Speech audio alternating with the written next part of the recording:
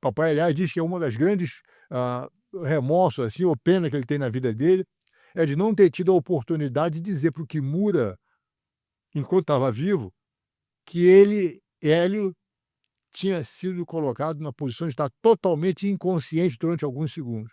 Eu queria poder ter dito: "Eu sou o Kimura", ele estava lutando com um cara desmaiado. Que loucura. Conclusão: eventualmente, no terceiro minuto do segundo round, aos 13 minutos de luta, portanto, o Kimura pegou o papai naquela chave do Kimura, que é feita em nome dele, em homenagem a ele, a chave do Kimura, pegou o braço do papai e começou a torcer o braço do velhinho de tal maneira que o papai falou que essa mão dele aqui, ele conseguia ver a mão aqui em cima. E o tio Carlos estava sentado na beira do ringue, que era o manager do meu pai, vendo aquela situação, jogou a toalha para parar a luta e dar a vitória merecida ao Kimura. Mais do que merecida. Ou seja, o Hélio Gracie perdeu para o Kimura, mas o Kimura ficou tão impressionado com a técnica que o papai apresentou durante a luta, viu, que no dia seguinte ele veio à Academia Gracie convidar o papai para dar aula no Japão, dizendo que o jiu-jitsu que apresentou foi tão refinado que nem no Japão a gente tem isso. Então o papai pediu uma grana na época e pediu proteção de 24 horas por dia, de proteção diplomática, né, porque falou: "Pô, vou para o Japão, vira uma esquina daquela, o vagabundo vem com a faca, me mata e o jiu-jitsu que eu sei vai embora comigo". Ela falou: "Ah, não sei o quê, ele não pode garantir pela tua vida". Eu falei: "Então não vou não". Ele ficou no Brasil, fez essa revolução que a gente fez aqui, e daí eu cresci nesse ambiente, pá, aprendi comigo e de repente foi para os Estados Unidos, comecei dando as minhas aulinhas na garagem, comecei a ensinar cada vez mais gente, hoje em dia está no mundo inteiro esse negócio. Então é claro que as pessoas que aprenderam o jiu-jitsu, baseado na origem do que os Gracies fizeram, hoje escrevem livro, que não foi bem assim, foi assado, os Gracies não fizeram essa onda toda, foi o fulano, foi o Beltrano, conversa fiada.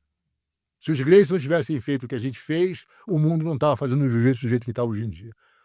Portanto, quem quer desmerecer isso ou não tem consciência ou é um recalcado invejoso que quer jogar lama na história, mas a verdade é que se não fosse a família Gracie, o jiu-jitsu não estava onde está hoje em dia no mundo inteiro.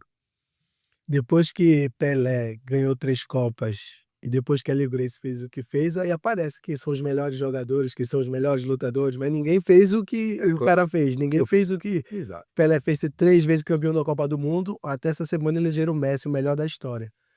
E aí estão querendo tirar essa luz, esse brilho de Hélio Gracie, né. Claro, isso faz parte da brincadeira. Faz parte, faz parte. Papai dizia o seguinte, viu, a metade da população entende que até o próprio desafio Gracie, querer lutar com qualquer um a qualquer hora, isso é um negócio que não se faz, entendeu? Quantas pessoas você conhece que vão para um outro país, o papai fez aqui no Brasil com os irmãos dele, desafiam qualquer um para lutar a qualquer hora, não quer saber quem é. Nos jornais, manchete o tempo todo. Aí o pessoal aprendeu o jiu-jitsu, agora está todo mundo com a mesma arma na mão, jeito muito maior, muito mais forte, faz também, agora é campeão de outras coisas. Eu fui para os Estados Unidos também. Então, um anúncio, desafiava todo mundo, quem quiser que seja. É um troço, se você pensar bem, entendeu? Quem é que vai hoje de um país para outro e desafia todo mundo naquele país? Quem é que faz isso? Ninguém faz isso. E isso era um contexto também histórico da época, né, porque esse ambiente que vocês criaram tão resoluto de poder fazer o The Gracie Challenger, fosse hoje, isso não ia poder acontecer com a conjuntura política de mídia social, isso não ia acontecer, isso aconteceu no momento certo, na hora certa, Claro. no ambiente certo, né. E não só isso, a nossa intenção, como diz o papai, metade da população entende que essa mensagem da família Gracie não é para dizer que o Gracie é um cara arrogante, que eu bato em todo mundo, não é nada disso. É porque naquela época, como a quantidade de pessoas que faziam eram concentradas dentro da família Gracie, a gente agia como representante oficial do jiu-jitsu. A nossa briga nunca foi para mostrar o valor da família Gracie. A família Gracie abraçava o valor do jiu-jitsu, é diferente. A nossa briga era para promover a eficiência do jiu-jitsu, não para dizer que os Gracie batem em todo mundo. Como os Gracie eram o único que praticavam o jiu-jitsu naquela época, é tudo a mesma fonte, as outras pessoas que também poderiam ter feito jiu-jitsu, ninguém se aventurou a fazer isso. As outras pessoas que dizem que foram outros alunos do Carlos do Maeda na época, que difundiram o jiu-jitsu, faziam o jiu-jitsu no Brasil, cadê esses outros valentes que nunca botaram o pescoço para guerrear com alguém? Nunca meteram a cara na briga, ninguém apareceu. Depois que a gente fez o que a gente fez essa revolução aqui no Brasil, desafiando todo mundo, criando os alunos embaixo dessa asa, todo mundo nasceu embaixo da asa do Gracie. As pessoas que não aprenderam com a família Gracie Só depois que os Gracie guerrearam com todo mundo e mostraram que a eficiência do jiu-jitsu era a maior de todas, é que começaram a aparecer esses outros valentes.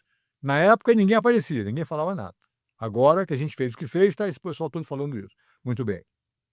Quando esse negócio aconteceu, essa revolução toda, aqui no Brasil, com a família Gracie brigando com todo mundo, quem metia a cara apanhava.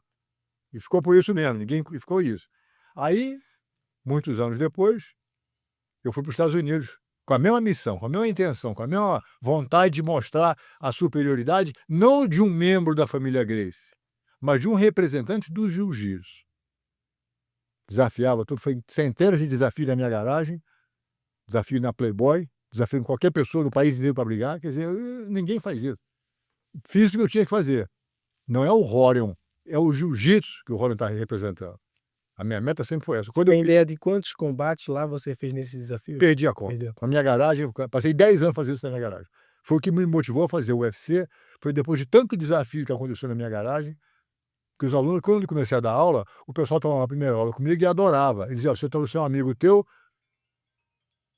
te dou outra aula. Vai lá, eu te dou outra aula." Então, o que acontece?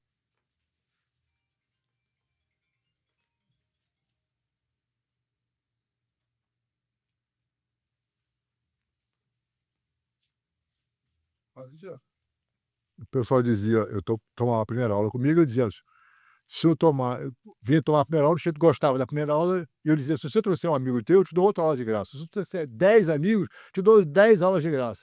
Então as pessoas iam cada vez trazendo para tomar aula comigo na garagem. Chegou a um ponto que o pessoal dizia: "Olha, o meu professor de karatê ou de kung fu, taekwondo, tá com ciúme que eu parei de treinar com eles e agora está fazendo jiu-jitsu com você. Quer te desafiar para uma briga, você topa?" Eu falei: "Claro, traz o cara aí." E o cara vinha brigar comigo, eu dizia para os alunos: "Pessoal, terça-feira às 8 horas, como professor de karatê vem brigar comigo, tragam seus amigos." Então o pessoal vinha ver aquele negócio e cada vez tinha uma onda maior de gente vendo isso. Fiz centenas de vezes, passei 10 anos fazendo isso. Vou levar um cara hoje à noite, não quer saber quem é, pode trazer quem você quiser. Porque minha convicção era lutar pelo jiu-jitsu. Sempre foi isso. E no ambiente americano, porque a gente estava ali em um ambiente americano onde tinha acabado de explodir a coqueluche do cinema com as artes marciais chinesas, com Bruce Lee. Bruce Lee, ali via um pouquinho de Chuck Norris. Exato. E aí como foi para você que o mundo, o cinema, a plasticidade visual era o golpe, o chute, as coisas que Bruce Lee fazia, né, que o Exato. Chuck Norris fazia, e ir para uma luta de grappling agarrada, que era uma sensação muito mais olímpica para o americano de ver pela a cultura das universidades O wrestling. wrestling, né, mas era uma coisa diferente, que não era um cara gigante do wrestling, era um cara normal e fazia por coisas. Como foi aí essa aceitação visual do americano, da questão de querer ver o full contact o Jeet Kune Do, o karatê, e não, não, o que é eficiente não é o que o mundo inteiro, né, via, Jean-Claude Van Damme, já depois Bruce Lee, não. É. O lance, o rolê é o contato. O Exatamente. contato é que define. Como foi isso? Até depois pegar esse gancho aí, a interação de Chuck Norris com vocês lá nos Estados Unidos. Pois não. O que acontece é o seguinte, realmente, visualmente falando, a pessoa está acostumada a ver o Bruce Lee entrar numa sala e destruir 10, 15, 20 pessoas. Eu vi os filmes do Bruce Lee aqui no Rio de Janeiro, antes de ir para os Estados Unidos, eu morria de rir. Eu achava literalmente uma piada, entendeu? Porque as pessoas não têm consciência de que uma briga de verdade não é assim. E às vezes eu me lembro que eu ia ao cinema, um monte de fã do cara ali assistindo aquelas brigas, eu rindo, o pessoal olhava para mim naquele: "Pô, tá ofendendo meu mestre, meu ídolo, sei lá o quê", entendeu? E eu achava graça, porque falava: "Pô, o cara sozinho numa sala com 20, ele matou os 20, espera aí, meu irmão, não tá brincando, fala sério, né?" Então o que acontece, ele via isso como uma piada. Quando eu fui para os Estados Unidos e comecei a mostrar com um cara que faz karatê, ou kung fu, taekwondo, o que for, que realmente, se você entrar em clinch, agarrar o cara e levar ele para o chão, ele não faz mais nada.